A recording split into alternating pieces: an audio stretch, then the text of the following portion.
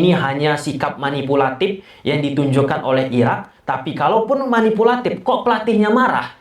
Kan secara logika seperti itu. Kalau misalnya ini hanya permainan uji coba, kok pelatihnya marah? Biarin aja lah, mau kalah 3-0, 4-0, 5-0, 6-0, 10-0, dan seterusnya. Nah,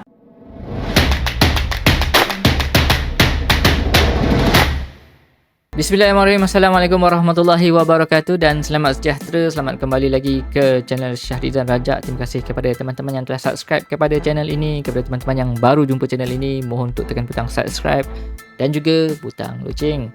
Okay guys, hari ini kita nak buat reaksi kepada satu video lagi daripada channel Tommy Deski. Aku minat dengan Tommy Deski ni kerana ulasan dan berita-berita yang disampaikan ni memang menarik.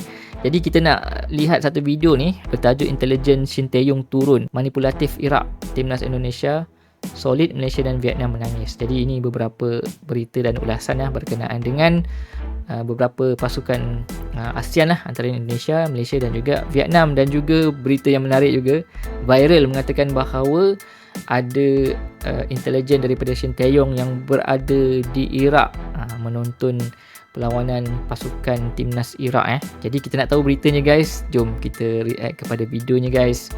Let's go.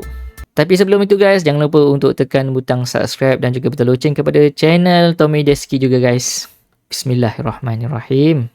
Ini gambar viral di media sosial Irak yang menyebutkan seorang analis dari tim nasional Indonesia memantau pertandingan Irak saat menghadapi Jordania. Di pertandingan tersebut, Irak sepanjang 90 menit harus puas bermain imbang 2-2. Jadi harus diakhiri lewat tendangan adu penalti. Lewat tendangan adu penalti, Irak berhasil mengalahkan Jordania dengan skor akhir 5-3. Tentu topik pertandingan Irak menghadapi Jordania akan kita kupas lewat video ini. Kemudian kedua, final Pesta Bola Merdeka tahun 2023 yang mempertemukan Malaysia menghadapi Tajikistan. Ini pertandingan menarik karena sebelum pertandingan berlangsung, Cywar terjadi, membuat cinta sepak bola Malaysia, cinta sepak bola Tajikistan teman-teman menyoroti pertandingan ini. Memang selesai pertandingan ini pun Cywar tetap berlanjut. Dan Cywarnya seperti apa? Simak video ini sampai habis. Kemudian yang ketiga, kalah Vietnam dihajar oleh Korea Selatan 6-0. Memang Korea Selatan levelnya lebih tinggi daripada Vietnam. Tapi ada sesuatu yang belum didapatkan oleh Vietnam semenjak Park Hang-seo tidak menjadi pelatih Vietnam lagi. Apa itu? Simak video ini juga sampai habis. Dan nanti ada beberapa poin yang akan kita elaborasi dari beberapa hasil pertandingan sepak bola lain yang merupakan kontender dari Timnas Indonesia. Sebelum lebih jauh, aku nggak pernah bosan-bosannya untuk ingatkan teman-teman ketika teman-teman tonton video ini sekalian tekan tombol like-nya. Dan aku pun mengucapkan terima kasih sebesar-besarnya kepada teman-teman yang udah setia, konsisten kalau menonton kanal YouTube Tommy Deski, menekan tombol like-nya.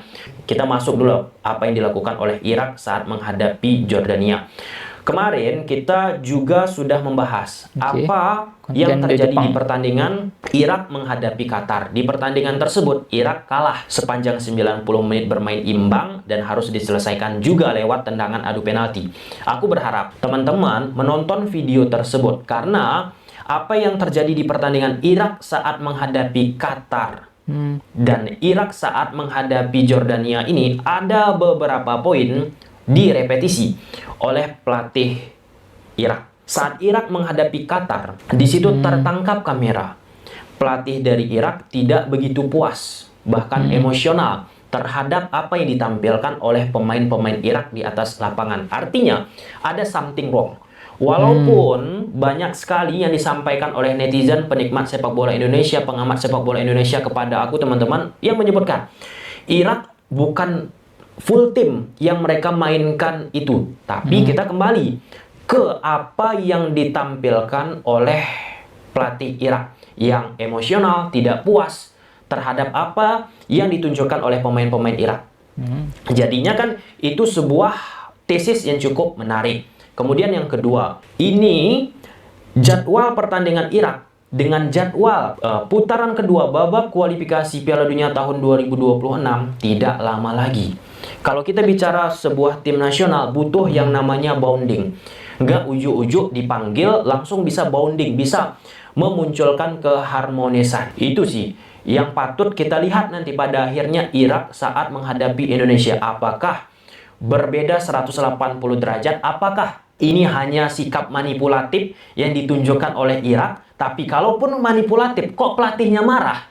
Kan secara logika seperti itu. Kalau misalnya ini hanya permainan uji coba, kok pelatihnya marah? Biarin aja lah, mau kalah 3-0, 4-0, 5-0, 6-0, 10-0, dan seterusnya. Nah, perlu juga dicatat teman-teman. Saat Irak menghadapi Qatar, saat Irak menghadapi Jordania, supporter Irak itu cukup antusias menyaksikan pertandingan ini.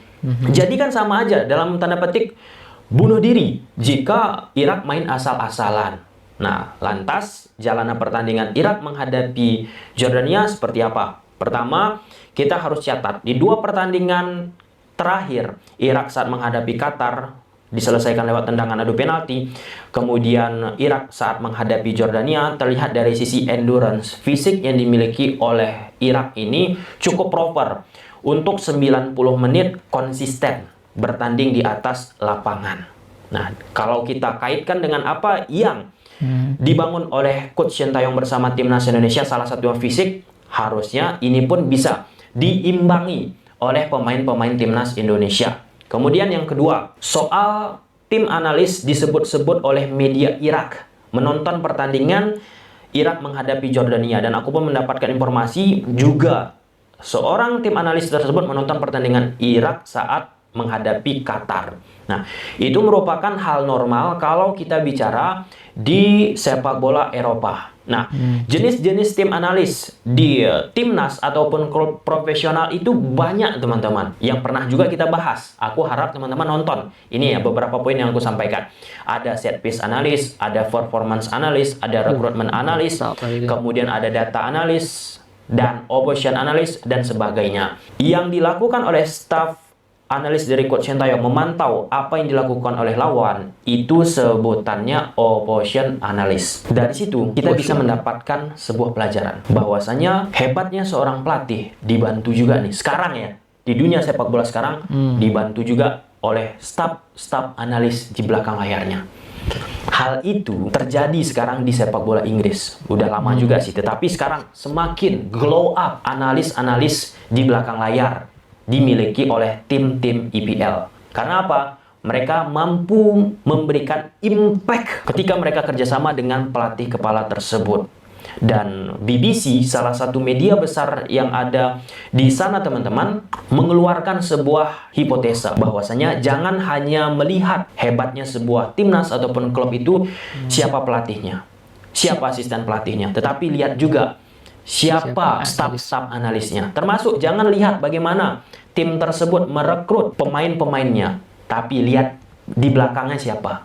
Itu yang perlu kita ketahui. Dan ya meskipun dianggap orang wah ketahuan, itu normal teman-teman.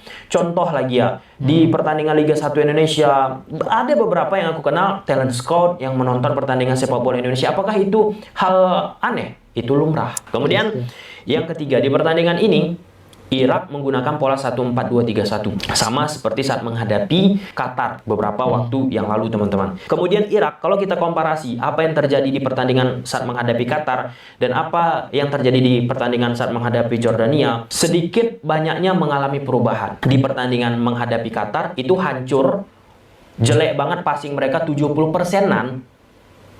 Ketika kita bicara passing amburadul, gerasak gerusuk, permainan sepak bola nggak akan berjalan.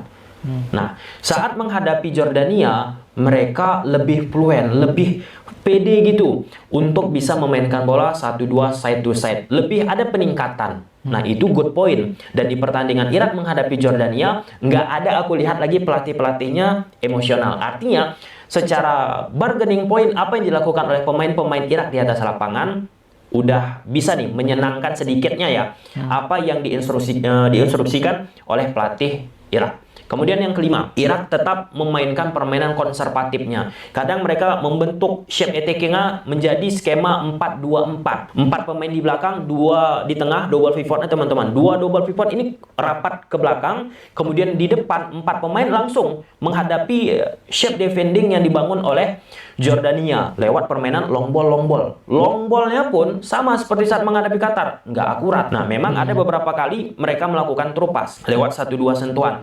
Kemudian yang ketiga, Irak pun masih ada beberapa kali unbalance dari sisi permainan, belum terbentuk strukturnya secara rapi. Langsung mereka melakukan buang bola ke depan. Itu nggak efektif teman-teman. Nah, yang keempat, mereka ini tidak efektif di depan gawang. Sama seperti menghadapi Qatar, aku katakan seperti video sebelumnya, Irak harusnya menang tuh menghadapi Qatar. Tapi di depan gawang, lucu-lucu pemain dari Irak. Nah, serupa juga nih, saat Irak menghadapi Jordania, banyak peluang yang didapat oleh Irak. Tapi apa? Efektivitas di depan gawangnya amburadul.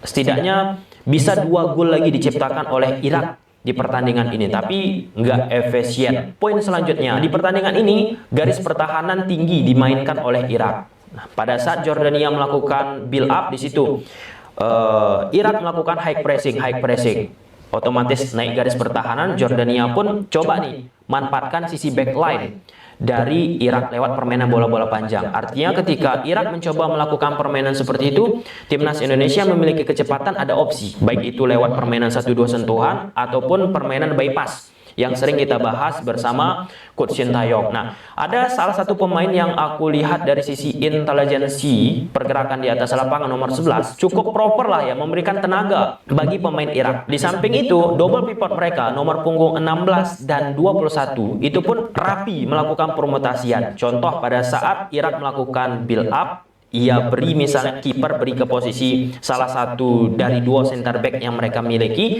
fullback kanan itu akan naik, salah satu double pivot dari Irak akan isi yang ditinggalkan oleh pemain Irak. Nah, lewat 2 double pivot mereka inilah sering akhirnya mereka memprogresikan bola. Tetapi problemnya double pivot mereka ini kadang jaraknya jauh lagi dengan pemain depannya. Jadi didelay Irak nih permainan untuk menunggu pemain depan turun ke bawah. Nah, itu beberapa poin yang terjadi terulangi di 2 pertandingan yang dialami oleh Irak. Tentu setelah mengamati pertandingan tersebut, pasti timnas Indonesia pun bersama Coach Sintayong mempunyai antitesa bagaimana menghadapi Irak. Aku pun menanti apa yang dilakukan oleh Irak ya di putaran final sesungguhnya. Ada nggak kejutan? Itu sih, karena jelek banget sebenarnya apa yang ditampilkan oleh Irak. Di luar ekspektasi banyak orang yang menyebutkan Irak inilah, itulah.